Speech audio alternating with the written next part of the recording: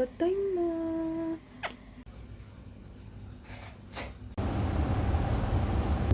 Pasukan na naman, kaya kailangan ulit natin gumising ng maaga. Gumising nga rin pala ulit ako dito ng mga alas 4 ng umaga. Sobrang aga, no?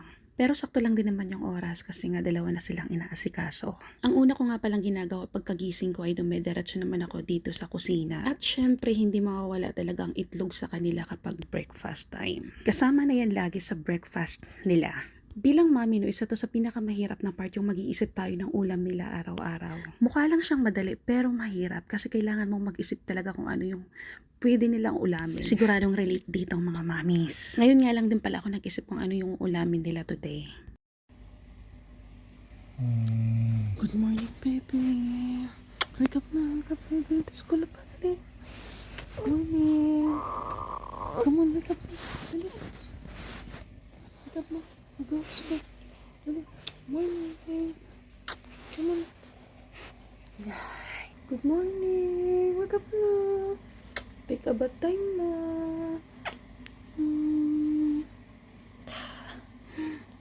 So eto na nga, corned beef nga palang naisipan kong lutuin dito. At dahil nga pambaon ni Ale, kaya kailangan laging prito yung ulam niya. Mahirap naman kasi pag may sabaw, baka matapon, di ba? Tsaka sinamahan ko na rin ng itlog. Do you remember this? Good morning! Good morning. Wake up na. Ang una ko nga palang ginigising dito ay si Dior. Kasi nga sa bus siya nakasakay at mas maaga yung pick up sa kanya. Pero ang una kong ginagawa ay nagluluto muna ako ng ibang ulam bago ko gisingin si Dior. Para naman makatulog pa siya ng konti kasi nga masyadong maaga. Tapos no mga 4:30 na ay pinapapaliguan ko naman na si Dior kay Gina. Kailangan kasi ng mas mahabang oras para kay Dior kasi nga masyado siyang mabagal kumain. At dahil nga din shorten lang yung oras nila Dior kaya kailangan niya talagang kumain ng mas heavy. Ito nga din pala yung naisipan kong baon ni Dior today. Yung pinapadala ko nga palang baon sa kanya ay yung mga pagkain na mabilis lang makain. Paborito niya kasi yung nilagang itlog, kaya nilagang itlog yung pinabaon ko sa kanya ngayon. Tapos lagi yung may kasamang prutas, hindi yan pwedeng mawala sa pagkain nila. As usual, yung grapes, paborito kasi ni Dior yun, at saka orange. Tapos pagkatapos na mamaligo dito ni Dior ay si Ael naman ang sumusunod ng maligo. Wala naman ako masyadong problema kay Ael, hindi na siya masyadong asikasuhin kasi nga malaki na siya. Medyo naasikaso niya na rin yung sarili niya ngayon, pero hindi pa rin mawala yung panay tanong, Mommy, where's my uniform? Where is my everything? Ganun. Ito na nga rin pala yung na-prepared kong baon para sa kanila. Ayan. Si Ael kasi malaki na kaya kailangan ng laging kanin yung baon niya. At medyo mahaba rin kasi yung oras nila sa school. Ang out niya kasi is alas 3 tapos nakakauwi siya dito ng mga alas 4 na. Tapos si Dior naman is hanggang alas 12 lang ng tanghali. Habang kumakain niya sila dun sa labas, eto naman ako sa kusina ay nag-aayos ako ng kanilang baon. Tapos si Gina na rin yung nag-aayos ng mga buhok nila. So ganito na lang yung buhay namin araw-araw. Ito yung morning routine namin bilang isang mami. Ganito lang naman yun paulit-ulit, 'di ba? Tapos na nga rin kumain dito si Dior pero grabe talaga ang tagal niyang kumain at kaya katama lang talaga na mas maaga yung gising niya. Pero naman si Ael medyo relax na siya dito kasi nga mahaba pa yung oras. Tapos si Daddy ay tulog pa niyan dito. Yung oras na to siguro mga alas 6 pa lang to.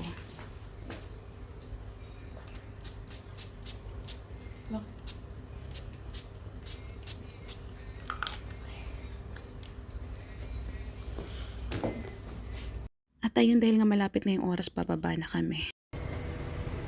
Bababa na kami ng building namin. Atid na namin si Dior sa baba. Ang oras nga pala ng pick up ni Dior ay 6:15. Tapos bumaba kami ng mga 6:10, kaya sakto lang. Waiting na lang kami sa bus ni Dior. Nandito na kami sa labas, baba ng building namin.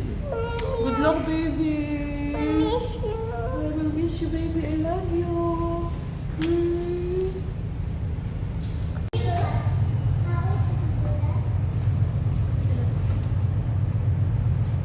Hindi nga rin pala dumating agad yung bus nila Dior kaya kami ay waiting pa dito sa labas. Medyo nagantay pa kami dito siguro mga 10 minutes. Dito nga pala ito sa labas ng building namin dito sa likod. Wala pa yung bus ni Dior. Nandito kami sa labas waiting.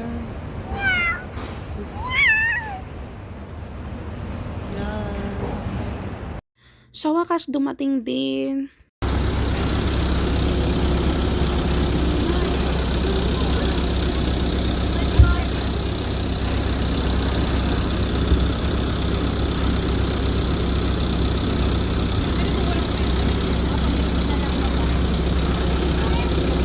Bye, baby.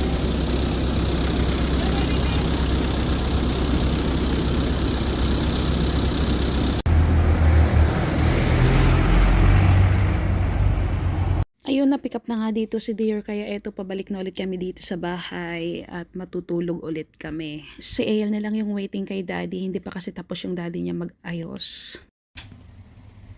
So ayun, nandun na si Dior, nakasakay na sa bus at eto na nga, nandito na kami sa bahay. So matutulog ulit ako. Time check is 6:40. So yun lang, thank you for watching. Bye bye. Ay, kagigising ko lang ulit. 12:20 na, so bababa na naman ako at susunduin ko si Dior. Let's go. Eto na, bababa na ako. Sundin ko na si Dior. 12:30 na ng tanghaling tapat.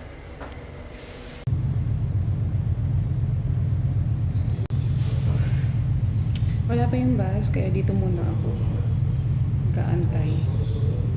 Ang out niya kasi sa school is 12. So, approximately mga 12:40 nandito na siya. Inip.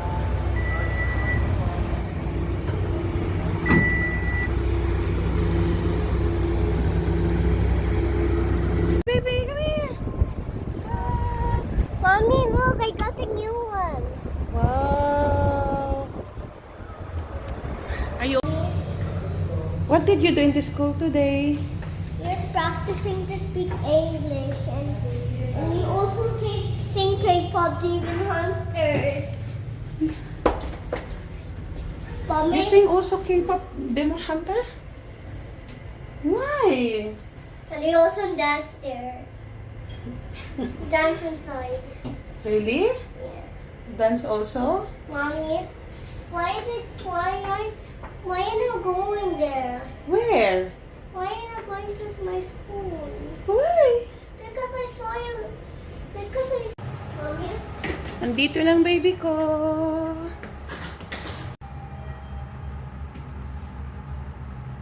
Hi. We're here now. Thank you for watching. bye bye. Bye-bye. Kiss me.